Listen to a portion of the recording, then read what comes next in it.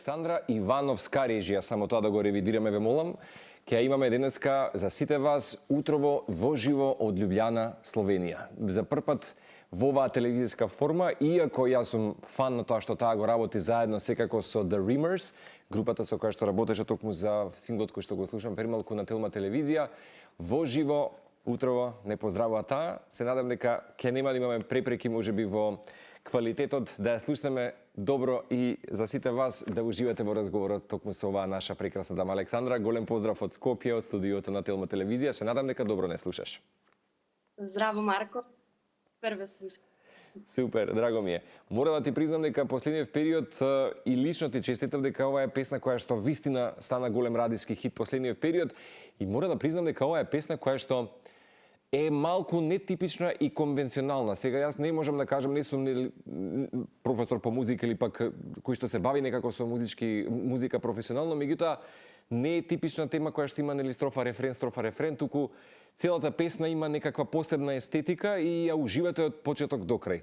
Така што не сум далеко од вистината дека ова можеби не е она типична песна која што може да ја слушнеме нели од 3-4 минути на радиските фреквенции. Точно, да. Конвенционална, ја нема А, Б, С форма, нели што имаат сите песни како строфа, рефрен, па некој бридж, па подоцна пак нели на првиот дел, така да ние пробавме искрено во студио кога пробавме оваа песна да има некој рефрен, ама некако се губеше целата магија на песната и се одлучивме да остане вака како што е. Песната е супер пеплив, мислам дека се супер станува во ово што е така. Да, малку имаме препреки зашто се плашев, ама ајде се надам дека добро ќе се направи интервјуто. За оние кои што не знаат, инаку еве колегите од режија мене ме исправуваат, значи не било Ивановска, Иванова. Така? Да. Добро, колеги од режија, ќе ми простите. Моја грешка. Родена си во Новосело, во Струмичко, и мислам дека оваа средина верувам дека некако те обликува на свој начин во животот и музиката. Дали чувствуваш дека, да речам, ете баш така некако органски од таму, дали не знам беше обкружена со семејство кое што постојано беше со музика, меѓутоа еве Кусо да ни раскаже за животната приказна. Јас е многу интересно, не потекнувам толку од музичка фамилија. Единствено за талент музики на моите баба и дедо од страната на така да веројатно имам таа жизнь таму. Додека растев некако не казвам толку некој музички потенцијал, ајде да кажам, или ставно моето беше отворено дете, но подоцна пубертетот си ја зема си го својот дан, така пошто навистина имав предизвично музика. Некако имаше некој страх момент, некој срам, нели подоцна со работа на себе, сватив дека тоа доаѓа од некој од која почна да работи. Ама подоцна некако пресече да се прашувам зашто ова почнав ставно да размислувам кои се. Александра, драга, дали можеме те замолам, малку тешко те слушаме, случајно дали можеш во рака да го фатиш телефонот, случајно да видиме дали на тој начин ќе те слушаме подобро? Добро. Да се потрудиме да го најдеме, да речеме. Ајде уште еднаш да видиме. Дали сега подобро? Сега мислам дека сме во ред. Ако не ти пречи некој 10 минути, може вака. Се надем дека добро ќе ни мине интервјуто. Инаку да, она што успеав да го разбрам, нели, бидејќи секој пат работа на себе, меѓутоа дека колку што сватив, нема нешто толку музичка поддршка во семејството, туку напротив, ти си да речеме една од првите која што се бави со музика. Така, не сум имала некој пример што би можела да го следам, да кажеме, блиската фамилија или нешто. Така да, ми требаше доста време и доста работа на себе да едноставно престанам да бегам од музиката и да си кажам ова е дел од мене, ова сум јас, ова е некако дел од моето битие и мојата радост, нели? и како дел од мене и од мојата личност, едноставно, ако ја нема музиката, нема да бидам тоа што сум јас. Така да, сега сум во еден период кога сватив дека музиката е дел од мене и дека не сакам да ја нема. Така да. Да. Инаку во моментот гледаме твои настапи, односно снимки со бендот. Оно што може малкумина го знаат за тебе како артист, дека денес живееш во прекрасната Љубљана. Верам дека оваа средина особено влијаеше можеби на твојот личен и професионален развој денес кај вие како уметник, како човек. Оно што е исто така куриозитет, да го споменам, магистрираш во областа на бизнис науки, нешто што е сосема спротивно од музичката дејност. Меѓутоа, што те привлече денес кон спојот помеѓу економија и креативност? Како ги балансира днеска Александра овие работи? Јас напротив мислам дека баш предприемништвото, бизнисот некако се надоврзува на музиката, затоа што цврсто верувам дека секој самостоен музичар денеска во оваа време мора да биде и предприемач, односно да гради некако заедница околу својата визија. И баш од таа логика тргнав и кога ја бирав темата за мојот магистерски труд. И бидејќи економскиот во Љубљана, да кажеме, е доста ригорозен за своите завршни трудови, затоа што се рангирани на многу високо на светската ранг листа за универзитети, и морав некако да се изборам за таа тема со својата менторка на начин да ја прикажам дека навистина е така, дека имаме доста примери, ако не на нашите овде региони, балкански региони, во странство, во Америка, во Европа, во другите држави, каде што доста музичари сами ги финансираат своите музички зафати. И тргнав од оваа логика, тргнав од овие пракси што веќе ги има. И така дојдов до темата краудфандинг, што е групно финансирање, мислам, преведено на македонски, каде што група луѓе преку онлайн платформи можат да донираат, тоест да финансираат некој проект. За возврат добиваат нешто, не знам, дали CD, дали како благодарност само се споменуваат некаде. Така да тргнав од таа логика и ми беше доста интересно. Искрено, бидејќи не е едноставно, не е лесно, доста време оди во пишувањето на магистерскиот труд.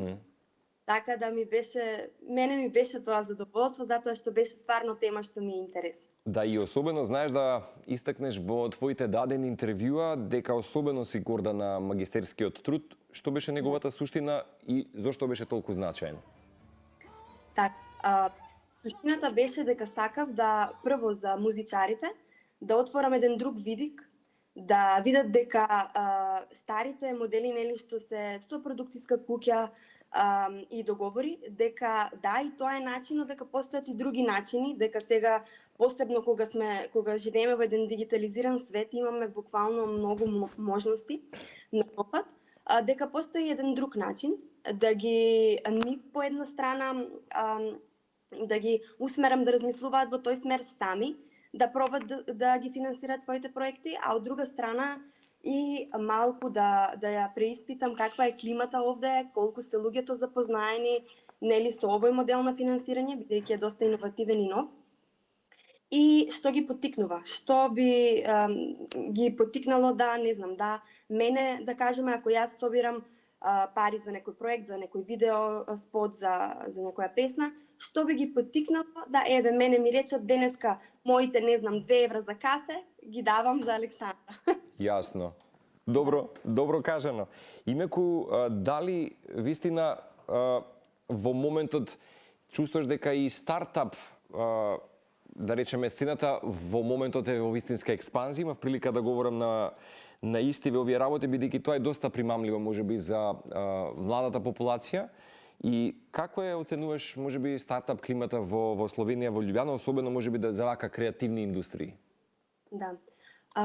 Љубљана, мислам Словенија, иако е мала земја, е доста ориентирана кон иновации. Имаат силен фокус на одржливи креативни и технолошки идеи. Јас уште на мојот факултет, да кажеме, уште таму почнува да се развива некаква култура на предприемништво, што е, моите професори знаеа да кажат дека тоа е малку и касно, дека таа култура на претприемништво би морала да почне уште од предшкол, каде што децата нели најмногу примаат. Но интересно е дека има овде во Словенија доста стартапи кои што по овој начин се имаат и промовирано и собрано нели некоја сума на средства. Краудфандингот е и начин на финансирање, но е и доста маркетинг алатка, затоа што нели и како може да биде како тест на пазарот, бидејќи така видиш како идејата дише помеѓу или дали некоја идеја би успеала или не. Така да јас исто ова е доста апликативно и на музиката, на музичкото подрачје, да видиш дали овој би имал потенцијал, да се слушал. Така повторно доста се поврзуваат овие подрачја, посебно Ја, колку ти е важно можеби и за тебе да останеш поврзана со македонската заедница во Словенија? Да, многу ми е важно. Иако јас додека студирав на словенечки јазик и искрено околу мене бев обкружена само со словенци, така да малку изгубив некој контакт со нашата. Ние имаме нели тука и студентска заедница. Заедница, така е. Така е, на македонци. Но сега последните 2-3 години активно соработувам и со нив. Се дружиме, така да стварно не сакам да го изгубам тој тач со македонците, бидејќи сепак јас тоа пробувам и со своите настапи, иако нели мораш да имаш повеќе странска музика, претежно англиска музика, ексју музика, свираме доста. Пробувам и во својот репертоар да вметнам македонски песни. Да. Тоа ми е така како некој мој печат. Верувам дека е така и знам дека се повеќе добиваш комплименти кога пееш на македонски, ти пее душата, тоа некако нели ни останува, веројатно и го доживуваш вистина многу лично тоа. И кога сме сега кај музиката, еве пред ти официјално да се одјавиме, морам да признам дека овој сингл е еден од поубавите радиски годинава, барем досега излезени, морам тоа да го честитам до тебе и до The Rimers. Исто така фантастични момци, меѓутоа чинам дека се уште настапуваш со The Riptides, тој е уште еден нели бенд чинам кој што го имаш како една поддршка тука твоја. Така е, јас сум особено исто горда на прво на соработката со The Rimers за Дали сме. Беше толку спонтано, толку лесно течеше се, што е навистина интересно, нели, без заплети, без ништо, и што ми е посебно драго, и ево ги поздравувам ако не гледаат, нели. Така да, ова е исто и мојот прв видео запис. Официјално, да. Да, прв видео запис и прва песна на македонски јазик.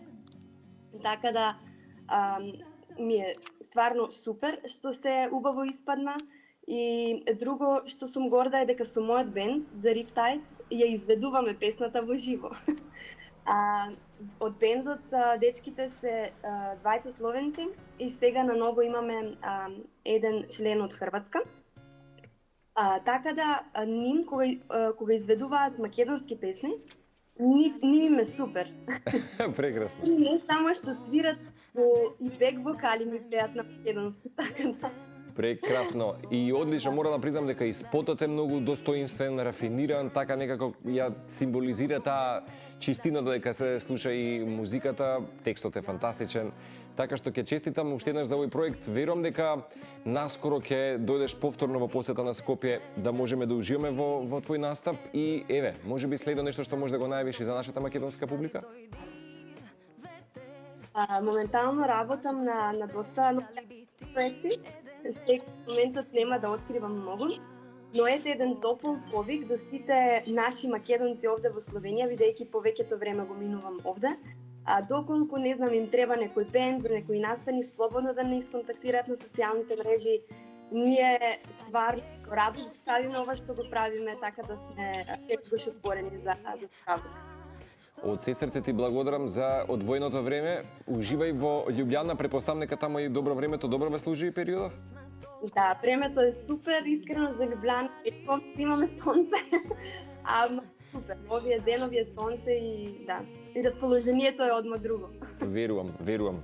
Ти благодарам уште еднаш, остануваме на линија секако, тука сме како утринска антилма да ја поддржиме твојата и животна и професионална, јас би рекол, платформа и многу би рекол синглови и успеси преку музиката.